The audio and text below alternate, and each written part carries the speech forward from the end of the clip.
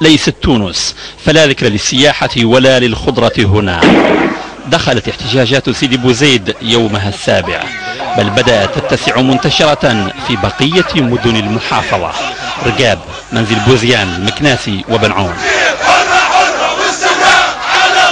لك أن الشابين اللذين انتحرا احتجاجا على الأوضاع الاقتصادية خلفا وراءهما وصية تقول: واصلوا النداء.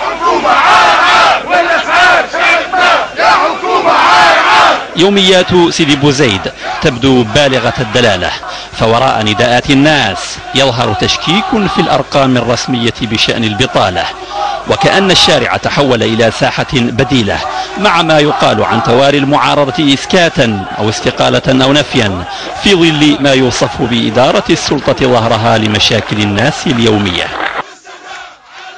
الشبان تظاهروا في مناطق متفرقة من تونس للمطالبة بتوفير فرص للعمل، وقد جابت مسيرات مناطق بنقردان ومعتمدية جلمة وسوسة وسيدي بوزيد. وقد رفع المتظاهرون وبينهم نقابيون وطلبة وعمال ومحامون رفعوا شعارات تطالب بالعيش الكريم ومزيد من الحريات والحد من التهميش. تركوا قاعات المرافعة في منطقة سيدي بوزيد وخرجوا. فهل ستنجح القبضة الأمنية في كبح هؤلاء واحتوائهم قمعا أو إقناعا مثلما وقع في أحداث رديف قبل عامين؟ الذي يعيش على وقع احتجاجات اجتماعية هذه الأيام حشدت لها قوات الأمن التونسي مزيدا من وحداتها وكثفت من تدخلاتها في مسعى لوأد الجديد منها في المهد.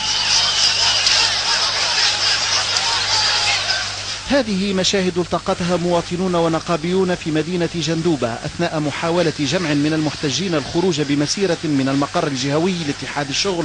نفس المصير كان من نصيب مسيرة مماثلة في مدينة جابس. حاول القائمون عليها الخروج إلى الشوارع للتعبير عن مساندتهم للمطالب الاجتماعية التي رفعتها مسيرات سابقة في عدد من مدن الجمهورية التونسية.